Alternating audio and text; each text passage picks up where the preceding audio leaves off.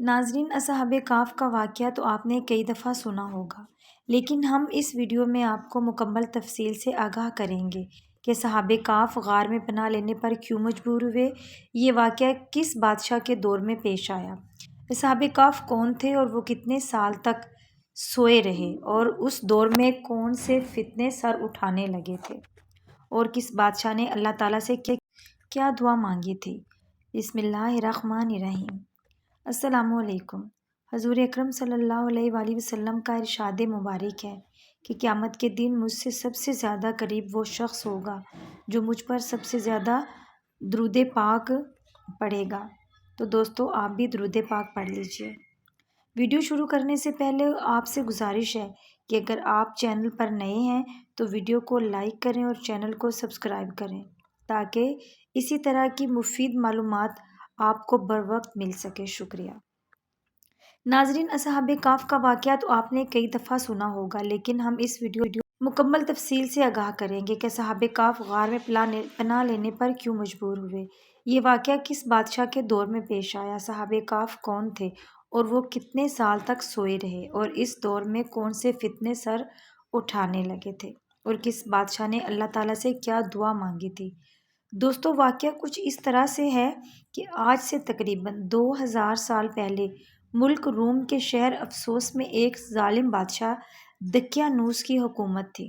جو شخص بتوں کی پوجا نہ کرتا اسے قتل کروا دیتا تھا۔ ایک دن ایمان والوں کے قتل کا منظر دیکھنے کے لیے چند نوجوان آئے۔ اللہ عز و جل نے ان کی آنکھوں سے پردے ہٹا دیے تو انہوں نے دیکھا کہ جس مومن کو بھی قتل کیا جاتا ہے، فرشتے آسمان سے اترتے اور اس کی روح کو اپنے ساتھ لے جاتے ہیں۔ یہ ایمان افروز منظر دیکھ کر وہ سب نوجوان ایمان لے آئے۔ بادشاہ دقیانوس کو سفر پر جاتے ہوئے اس بات کا علم ہوا تو اس نے انہیں 3 دن کی مہلت دی کہ میرے واپس آنے تک ایمان سے پھر جاؤ ورنہ تمہیں قتل کر دیا جائے گا۔ تیسرے دن یہ صاحب ایمان نوجوان کچھ مال لے کر رات کے وقت شہر سے رخصت ہو گئے۔ راستے میں انہیں اپنے خاندان کی بکریاں چروانے والا ایک چرواہا ملا جسے انہوں نے اپنا ماجرا بیان کیا اور اسے بھی ایمان کی دعوت دی۔ چرواہے نے ایمان قبول کیا اور ان کے ساتھ شامل ہو گیا۔ چرواہے کا رکھوالی کرنے والا کتا بھی ساتھ ہی چل پڑا۔ یہ سب سفر کرتے کرتے صبح کے وقت شہر سے تقریباً 6 میل دور ایک غار میں پہنچے اور کھانا کھا کر سو گئے۔ یہی وجہ ہے کہ انہیں اصحاب کہف یعنی غار والے کہا جاتا ہے۔ بادشاہ دقیانوس کو سفر سے واپسی پر اصحاب کہف کے غار میں پناہ لینے کا پتہ چلا تو اس نے غار کے منہ پر دیوار بنوا دی تاکہ اور پیاس کی وجہ سے یہیں انتقال کر جائیں اور یہی غار ان کی قبر بن جائے۔ جس حکومت کی ملازم کو یہ کام دیا گیا اسے اصحاب کہف کے نام، تعداد اور ان کا پورا واقعہ عمدہ قسم کے سیسہ، ایک سیاہی مائل نیلے رنگ کی دھات جسے بندوق کی گولیاں اور چھرے وغیرہ بنائے جاتے ہیں، فیروز الغات 874 سوات سے بنی تختی پر لکھوایا اور اسے تانبے کی ایک صندوق میں بند کر کے دیوار کی بنیادوں میں رکھوا دیا۔ اصحاب کہف تقریباً 309 سال تک مکمل سوئے رہے۔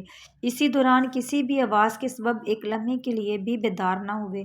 اس عرصے میں کئی بادشاہ آئے اور گئے، یہاں تک کہ ایک نیک دل بادشاہ بہتوس کی حکومت آ گئی۔ اس کے زمانے میں کئی فتنے اٹھے، جن میں سے ایک یہ بھی تھا کہ مرنے کے بعد دوبارہ زندہ ہونے اور قیامت آنے کا کچھ لوگ انکار کرنے لگے تھے۔ تہدروس نے یہ حالت دیکھ کر بارگاہ الہی میں فریاد کی، یا اللہ عز و جل، کوئی ایسی نشانی ظاہر فرما جس سے لوگوں کو مرنے کے بعد دوبارہ زندہ ہونے اور قیامت آنے کا یقین ہو جائے۔ چنانچہ اللہ عز و جل نے بادشاہ کی دعا یوں قبول فرمائی۔ ایک چرواہے نے اپنی بکریوں کے آرام کے لیے اس غار کو چنا اور لوگوں کے ساتھ مل کر غار کے منہ پر بنی دیوار کو گرا دیا۔ دیوار گرتے ہی لوگوں پر ایسی ہیبت طاری ہوئی کہ سب وہاں سے بھاگ کھڑے ہوئے۔ دیوار گرنے کے بعد اصحاب کہف بیدار ہو گئے۔ ایسی حالت تھی جیسے ایک رات سوئے ہوں اور چہرہ تر و تازہ اور کپڑے بالکل صاف ستھرے تھے۔ نیز ان کا کتا غار کے کنارے کلائیاں پھیلائے لیٹا تھا۔ اصحاب کہف صبح کے وقت سوئے تھے اور سورج ڈوبنے میں کچھ وقت باقی تھا۔ انہوں نے نماز ادا کی اور اپنے یملیخا کو کھانا لانے کے لیے بھیجا۔ یملیخا ایک تندور والے کی دکان پر گئے اور کھانا خریدنے کے لیے دقیانوسی دور کا سکہ دیا۔ صدیوں پرانا سکہ دیکھ کر بازار والے سمجھے کہ ان کے ہاتھ کوئی پرانا خزانہ آ گیا ہے۔ وہ یملیخا کو حاکم کے پاس لے گئے اور اس نے پوچھا، خزانہ کہاں ہے؟ یملیخا بولے، یہ خزانہ نہیں، ہمارا اپنا پیسہ ہے۔ حاکم کہنے لگا، یہ کیسے ممکن ہے؟ یہ سکہ 300 سال پرانا ہے، ہم نے تو کبھی یہ سکہ نہیں دیکھا۔